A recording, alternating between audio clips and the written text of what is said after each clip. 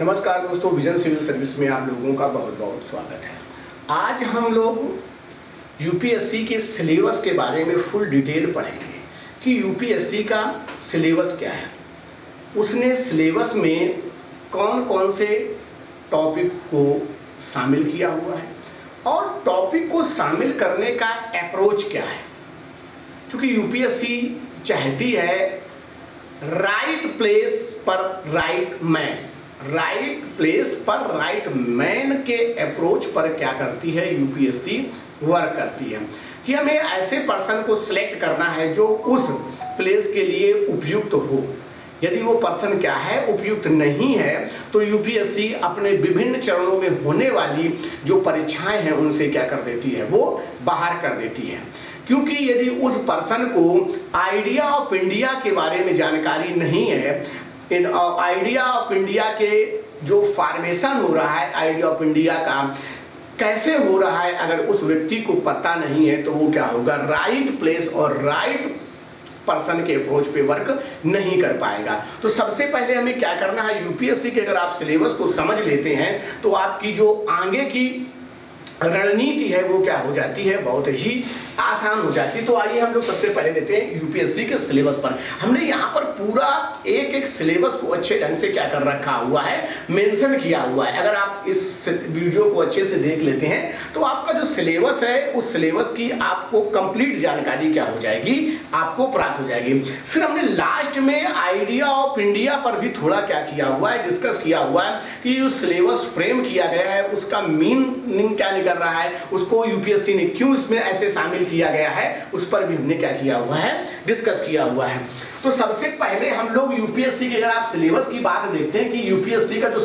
Paper होता है वो कितने चरणों में होता है, कितने उसके स्टेप होते हैं, पहले तो हम लोग क्या करते हैं वो देखते हैं। अगर सबसे पहले आप देखो प्रिलिमिनरी एग्जाम्स होता है, प्री होता है। अगर आप इसमें प्री की बात करो तो प्री जो पेपर होगा वो दो पेपर होते हैं। पेपर क्या हो गए आपके, दो पेपर हो गए। एक आपका हो गया जनरल स्टडी का, दूसरा पेपर हो गया आपका सी सेट का, सिविल सर्विस एप्टीट्यूड टेस्ट का हो गया। जो जनरल स्टडी का ये पेपर हो गया, इसमें ये जो 200 मार्क्स का है, तो इसमें क्या होगा आपका 100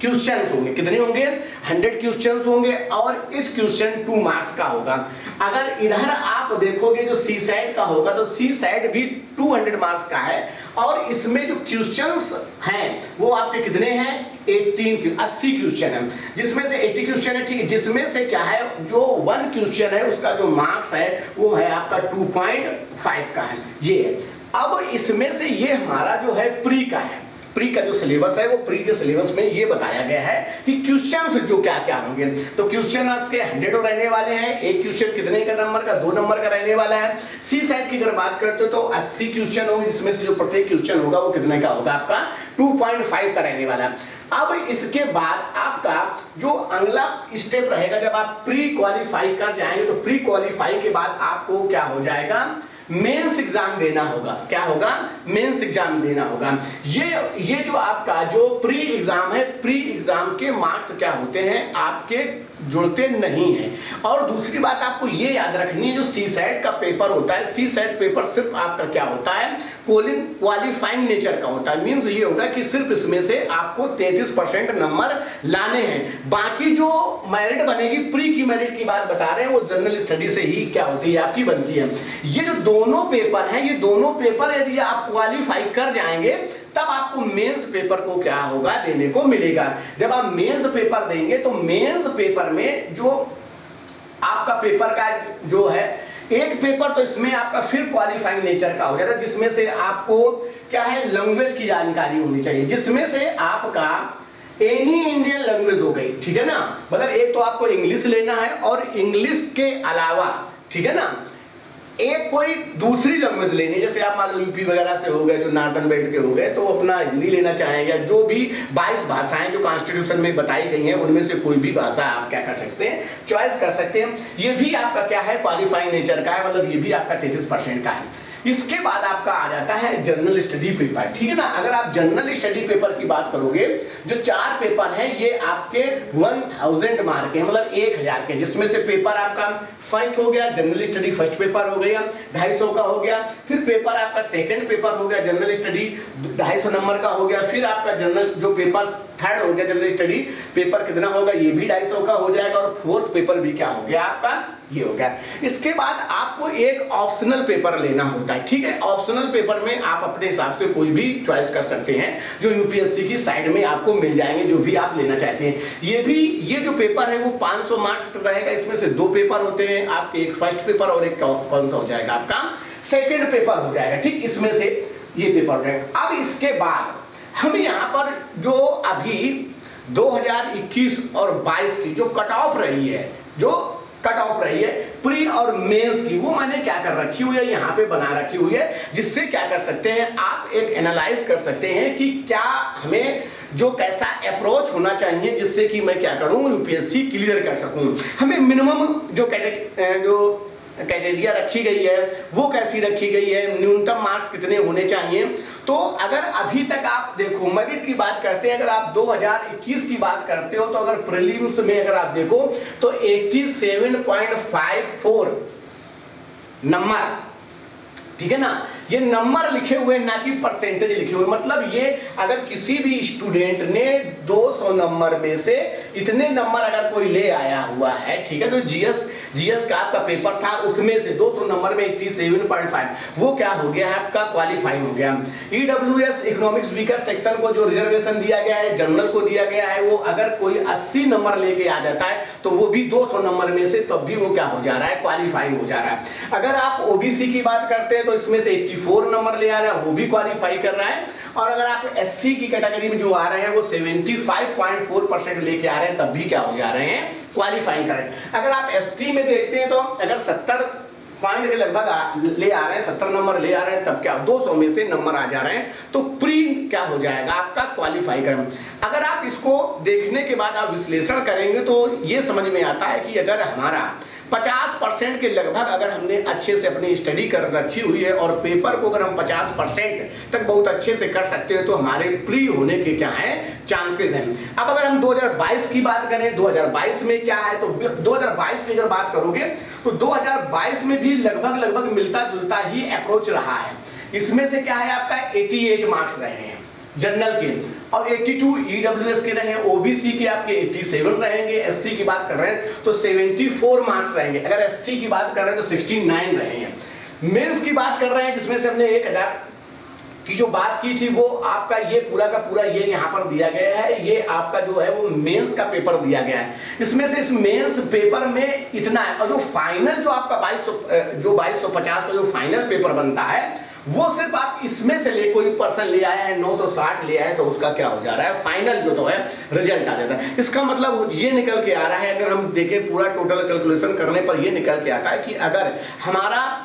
45% और 50% के लगभग भी अगर कोई बच्चा कर लेता है तो यूपीएससी में उसका क्या हो जाता है, सिलेक्शन हो जाता है। मतलब क्या हो गया, हमें उन चीज़ों को पढ़ना है, सही अप्रोच लेकर के पढ़ना है, स्टैंडर्ड बुक्स लेकर पढ़नी है, जिससे क्या हो जाए हमारा सिलेक्शन हो जाए। हमें बहुत सी बुक्स पढ़ने की जरूरत नहीं है, कुछ स्टैंडर्ड बुक्स पढ़ने की जरूरत है, जिनसे कि क्या हो जाए हमारा सिलेक्शन हो जाए। हम बहुत सारी बुक्सों को पढ़ते हैं, इसलिए हमारा जो माइंड भी क्या हो जाता है, डाइवर्ट हो जाता है। इसलिए कम से कम अपने रिसोर्सेज को यूज करना है, और जो आपने नोट्स बनाए हैं, आपके नोट्स ही क्या होते हैं, महत्वपूर्ण होते हैं। अब हम आते हैं सिलेबस के बारे में, देखते हैं कि हमारा यूपीएससी में जो प्री में सिलेबस बताया गया है वो क्या क्या बताया। यूपीएससी ने प्री में जो सिलेबस बताया है उसमें से ये बताया गया है, पेपर अगर फर्स्ट की बात करते हैं तो उसमें से अगर फर्स्ट पेपर की तो current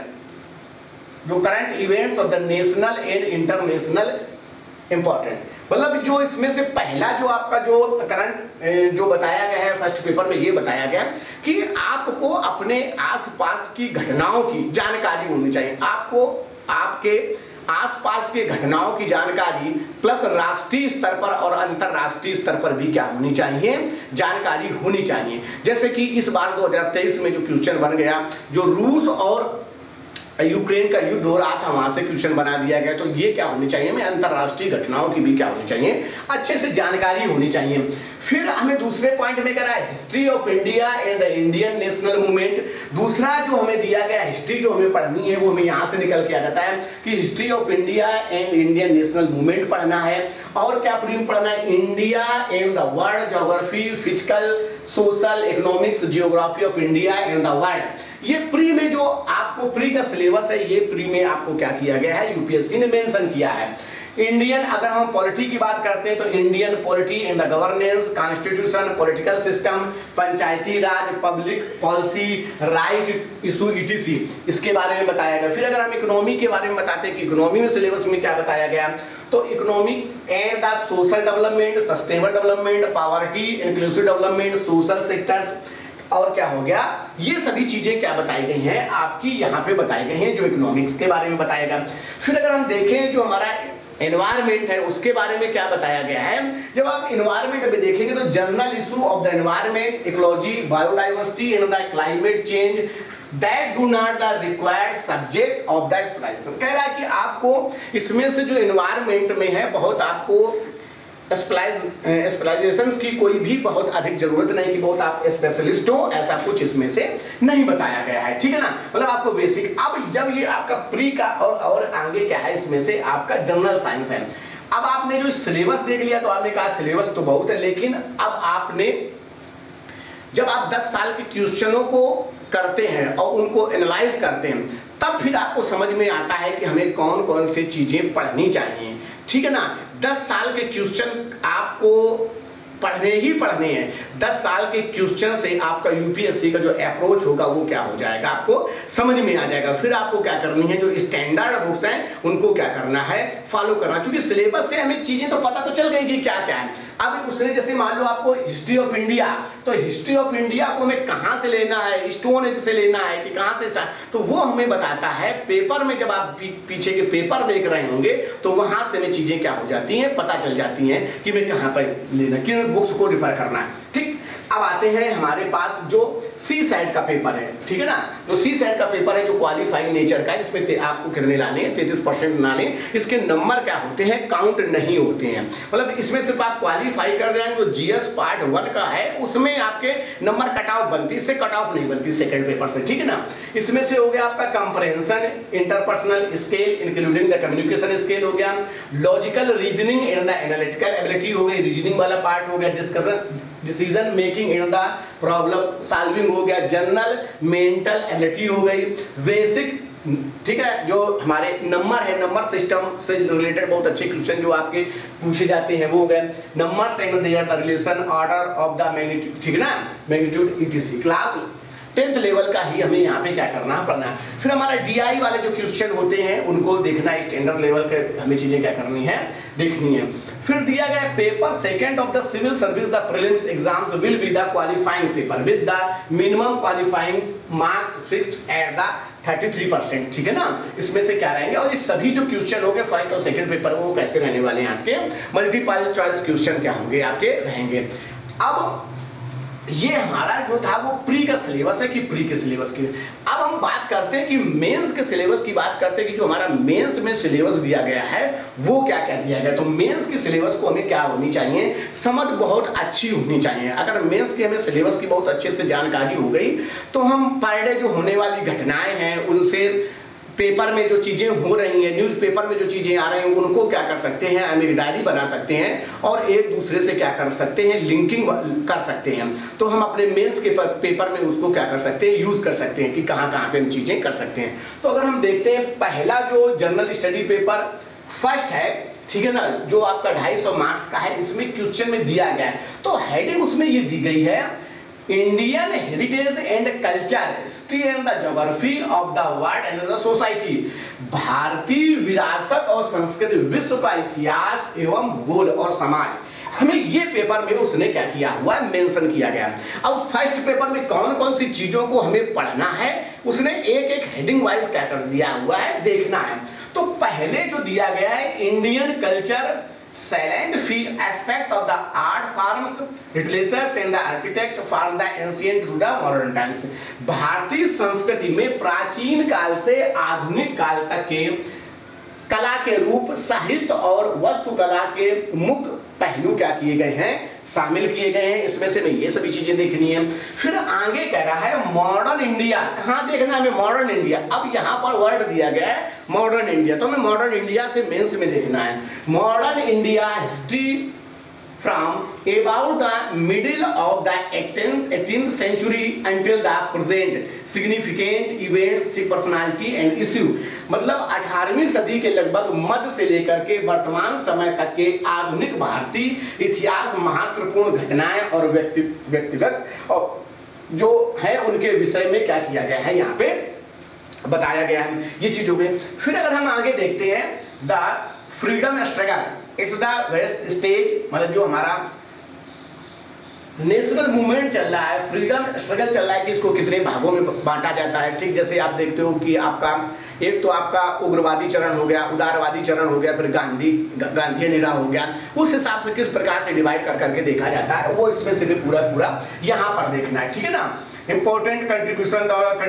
from the different part of the country, स्वतंत्रता संग्राम इसके विभिन्न चरणों और देश के विभिन्न भागों से इसमें से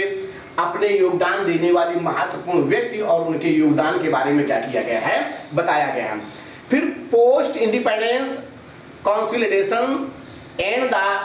reorganisation within the country, स्वतंत्रता के पश्चात देश के अंदर एकीकरण और पुनर्गठन की क्या की गई है, बात की गई है, ये बताया गया। तो ये सिलेबस हो गया कि सिलेबस के बारे में क्या क्या बताया गया और क्या बताया गया। और देखते हैं कि वर्ल्ड हिस्ट्री में क्या बताया गया है। History of the world will that include events the 18th century such as the industrial revolution, world war, ठीक है ना, reverse of the nation boundaries, ठीक है ना, consolidations,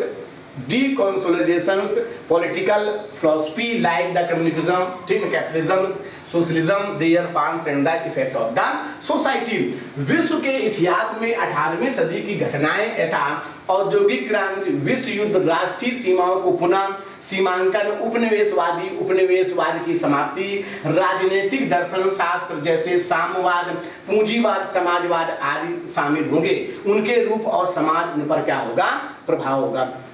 फिर अगर हम देखें silent feature of the Indian society, diversity of the India,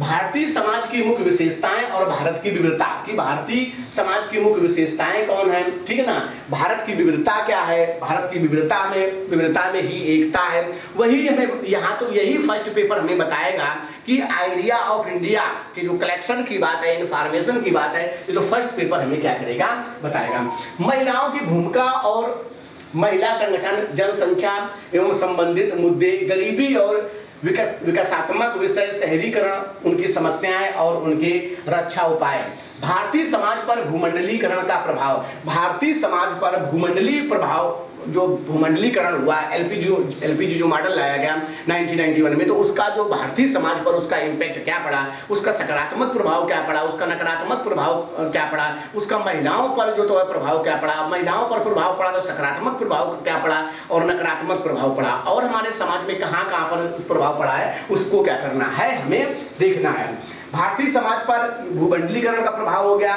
सामाजिक सशक्तिकरण, संप्रदायवाद, क्षेत्रवाद और धर्मनिरपेक्षता हो गई। विश्व के भौतिक भूगोल की मुख्य विशेषताएं देखनी है, विश्व का जो भौतिक भूगोल है उसकी क्या करनी है, हमें मुख्य विशेषताएं देखनी है।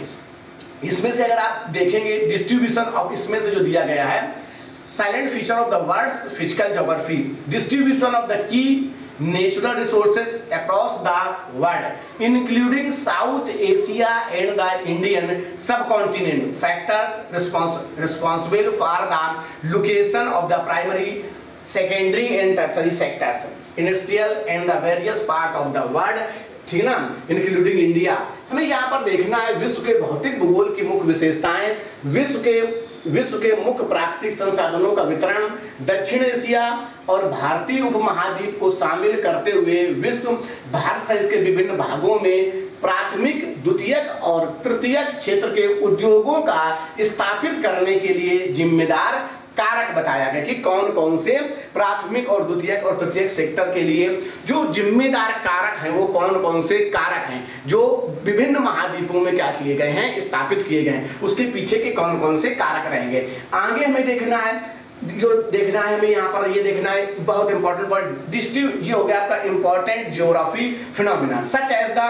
Earthquake, tsunami, volcano activities, cyclone, geographical feature and the location, change in the critical geographical features including the water bodies in the ice caps and the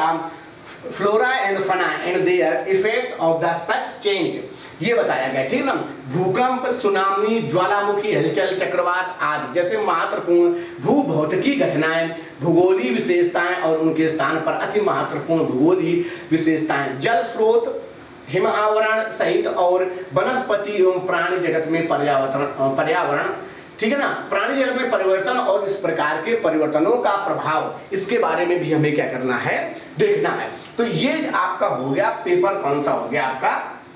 first paper में, जिसके में बताएं। अब पेपर आते हैं जनरल स्टडी पेपर, कौन सा हो गया आपका सेकेंड। अगर जनरल स्टडी सेकेंड की बात करते हो तो इसमें बताया गया है governance, constitution, polity, social justice, ये बताया गया है। इसमें से कौन कौन सी चीजें हो गई, ठीक है ना, constitution, polity, social justice and the international relation, शासन व्यवस्था, संविधान, राज्य व्यवस्था, सामाजिक न्याय तथा अंतरराष्ट्रीय संबंध। अब इसमें बताया गया तो इंडियन कॉन्स्टिट्यूशन, भारतीय जो संविधान है उसके बारे में बताया गया है, ठीक है ना। Historical underpinnings, evolution, features, amendment, significant provision and the basic structure, भारतीय संविधान, ऐतिहासिक आधार, विकास, विशेषताएं, संशोधन, मात्र प्रावधान और बुनियादी संरचना, ये है। Function and the responsibility of the union and the state, issue and the challenging pertaining to the federal structure, devotions of the power and the finance up to the local level and the challenging, ठीक है। संघ एवं राज्यों के कार्य उत्तरदायित्व, संघीय ढांचे से संबंधित विषय एवं चुनौतियां, स्थानीय स्तर पर शक्तियां और वित्त का हस्तांतरण और उसकी चुनौतियां, भारतीय संवैधानिक योजना की अन्य देशों के साथ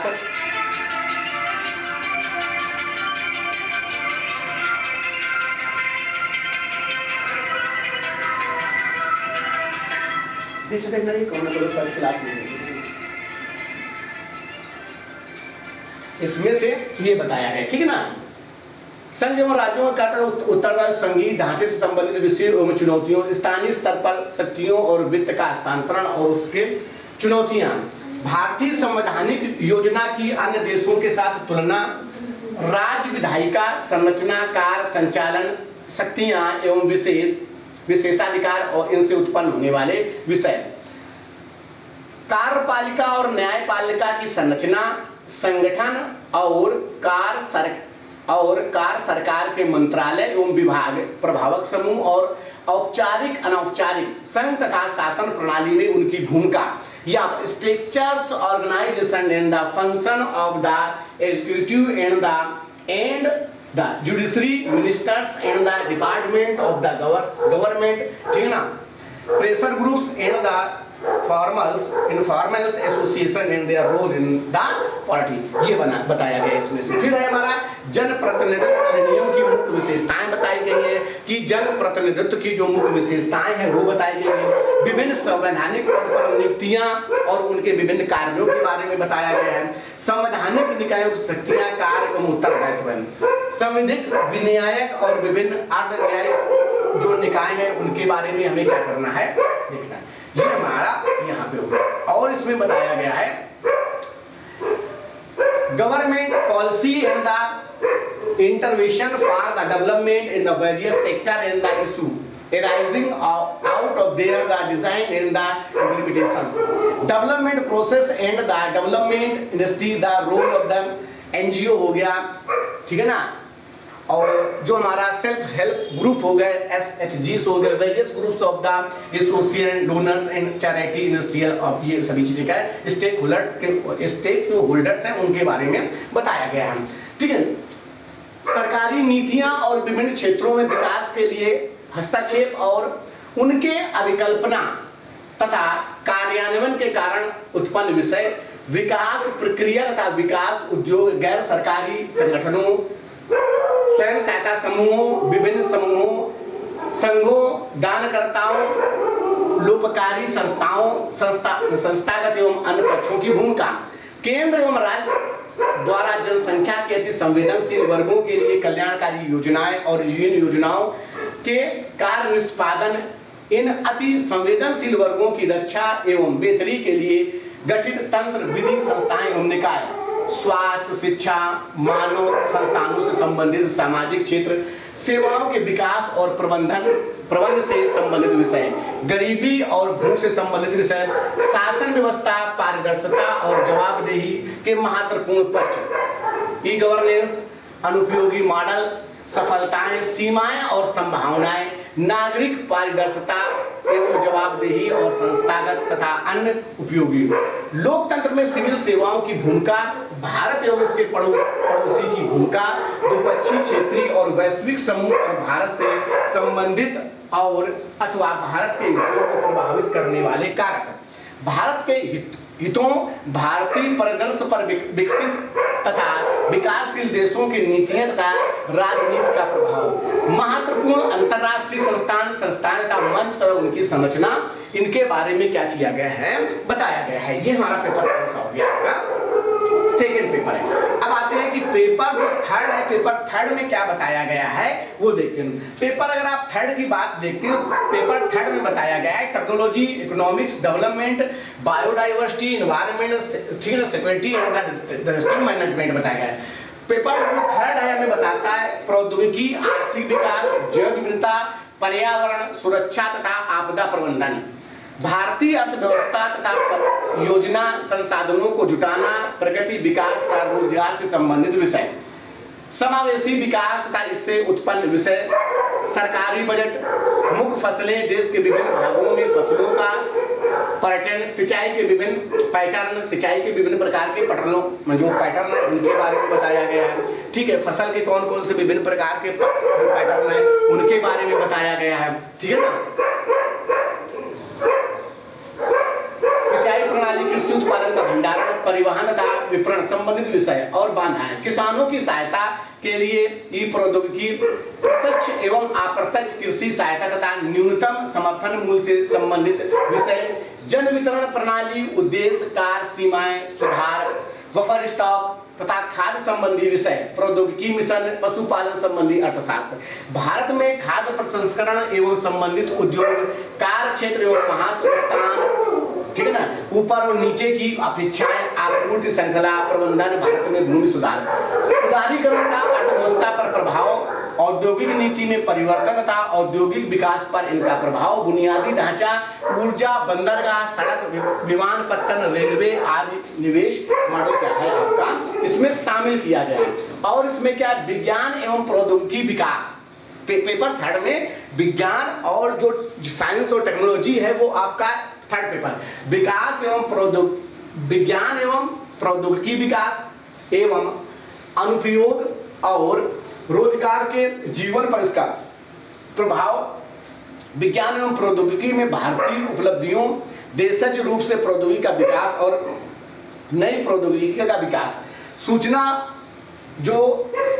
प्रौद्योगिकी, अंतरिक्ष, computer, robotics, nano technology, biotechnology और बौद्धिक संपदा अधिकारों से संबंधित विषयों के संबंध में जागरूकता, संरक्षण, पर्यावरण प्रदूषण, क्षरण, पर्यावरण प्रभाव का आकलन, आपदा और आपदा प्रबंधन आपको दिया गया है, विकास और फैलते उग्रवाद के बीच संबंध, आंतरिक सुरक्षा के लिए चुनौती उत्पन्न करने वाले शासन विरोधी तत्वों की भूमिका, संचार नेटवर्क के माध्यम से आतंकी सुरक्षा चुनौतियों में मीडिया और सामाजिक नेटवर्किंग साइटों की भूमिका, साइबर सुरक्षा की बुनियादी बातें, धन शोधन और इसको रोकने से संबंधित चीजें क्या की गई इसमें बताना, सीमावर्ती क्षेत्रों में सुरक्षा चुनौतियों एवं उनका प्रबंधन, संगठित अपराध और आतंकवाद के बीच संबंध, विभिन्न सुरक्षा बलों और संस्थान का उनसे अधिदेश, ये शामिल है। अब पेपर हमारा कौन सा आ गया, फोर्थ पेपर, मतलब जो नीति शास्त्र, सत्यनिष्ठा और अभिरुचि, ethics, integrity and the aptitude, ये बताया गया। अब इस पेपर में बताया गया है कि जो आपके अंदर जो अप्रोच होना चाहिए, किसी प्रॉब्लम को जो सॉल्व करने का अप्रोच होना चाहिए वो कैसा होना चाहिए, यूपीएससी ने ये सॉल्व। तो इसमें क्या कह रहा है, this paper will include question to test the candidates attitude and the approach to issue relating to the integrity, probability to public life and this problem solving the approach to various issues and conflict faced by him in the dealing with the society. Question may utilize the case study approach to the determine these the aspects to the following broad area will be the covered. इसमें से ये चीजें क्या की जाएंगी, cover की जाएंगी। इस प्रश्न पत्र में ऐसे प्रश्न शामिल होंगे जो सार्वजनिक जीवन में उम्मीदवार की सत्यनिष्ठा व ईमानदारी से संबंधित विषयों के प्रति उनकी अभिव्यक्ति तथा उनके दृष्टिकोण व समाज से आचार व्यवहार के विभिन्न जो मुद्दे हैं उससे संबंधित विभिन्न मुद्दों तथा सामने आने वाली समस्याओं के समाधान को लेकर के उनकी मनोवृत्ति का परीक्षण करे गए। इन आयामों का निर्धारण करने के लिए प्रश्न पत्र में किसी मामले के अध्ययन केस स्टडी का माध्यम भी चुना जा सकता है। मुख्य रूप से निम्नलिखित क्षेत्रों का कवर किया जाएगा, नीति शास्त्र तथा मानवीय सहसंबंध, मानवीय क्रियाकलापों में नीति शास्त्र का सार तत्व, इसके निर्धारण और परिणाम, नीति शास्त्र के आयाम, निजी और सार्वजनिक संबंधों में नीति शास्त्र, मानवीय मूल, महान नेताओं, सुधारकों और प्रशासकों के जीवन तथा उनके उपदेशों से शिक्षा, मूल विकसित करने में परिवार, समाज और शैक्षिक संस्थाओं की भूमिका, अभिव्यक्ति, सारांश, कंटेंट, संरचना, वृत्ति, विचार तथा आचरण के परिप्रेक्ष्य में इनका प्रभाव एवं संबंध, नैतिक और राजनीतिक अभिरुचि, सामाजिक प्रभाव और धारणा बताया गया। ठीक, ethics in the human interference, essence and determinations in the consequences of the ethics in the human action, dimension of the ethics in the private and the public relationship, human value, lesson from the lives and the teaching of the great leader, reforms and the administrative role of the family, society and the education institutions in the including value, attitude, content, structure, function, it's the influence and the relation with the thoughts and the behavior, moral and the political attitudes, social influence and the persons, attitude and the foundation value of for civil servants, integrity, impartiality and the non-partisanships, objective dedication to the public service, the empathy, tolerance and the compassion towards the weaker sections। Civil सेवा के लिए अभिव्यक्ति का बुनियादी मूल, सत्यनिष्ठा, भेदभाव रहितता, गैर साझेदारी, निष्पक्षता, सार्वजनिक सेवा के प्रति समर्पण भाव, कमजोर वर्गों के प्रति सहानुभूति, सहिष्णुता तथा संवेदना, भावनात्मक समझ, अवधारणाएं तथा प्रशासन और शासन व्यवस्था में उनके उपयोग और प्रयोग, भारत तथा विश्व के नैतिक विचारकों तथा दार्शनिकों का क्या किया योगदान, इसमें ही बताएगा। लोक प्रशासन में लोक सिविल सेवा, मूल तथा नीति शास्त्र, स्थितियां तथा समस्याएं, सरकारी तथा निजी संस्थाओं में नैतिक चिंताएं तथा बुनियादी नैतिक मार्गदर्शन के स्रोतों के रूप में विधि, नियम, विनियम तथा अंतरात्मा, शासन व्यवस्था में नीतिपरक तथा नैतिक मूल्यों का सुदृढ़ीकरण, अंतर्राष्ट्रीय संबंधों तथा निधि व्यवस्था, फंडिंग में नैतिक मुद्दे, कॉर्पोरेट शासन व्यवस्था, शासन व्यवस्था में ईमानदारी, लोक सेवा की अवधारणा, शासन व्यवस्था और ईमानदारी का दार्शनिक आधार, सरकार में सूचना का आदान प्रदान और पारदर्शिता, सूचना का अधिकार, नीतिपरक आचार संहिता, नागरिक घोषणा पत्रकार संहिता, सेवा प्रदान करने की गुणवत्ता, लोक विधि का उपयोग, भ्रष्टाचार की चुनौतियां, उपयुक्त विषयों पर मामला संबंधी अध्ययन और केस स्टडी भी आ सकता है। अभी हम लोगों ने जो देखा, जो सिलेबस हम लोगों का ये था, तो सिलेबस आपने देखा इंडियन पेपर फर्स्ट में पेपर में था Indian heritage in the culture, history in the geography, the world and the society, ये हमें जो पेपर फर्स्ट पेपर है, तो फर्स्ट पेपर हमें क्या बताता है? फर्स्ट पेपर हमें ये बताता है, GS paper first, formation of idea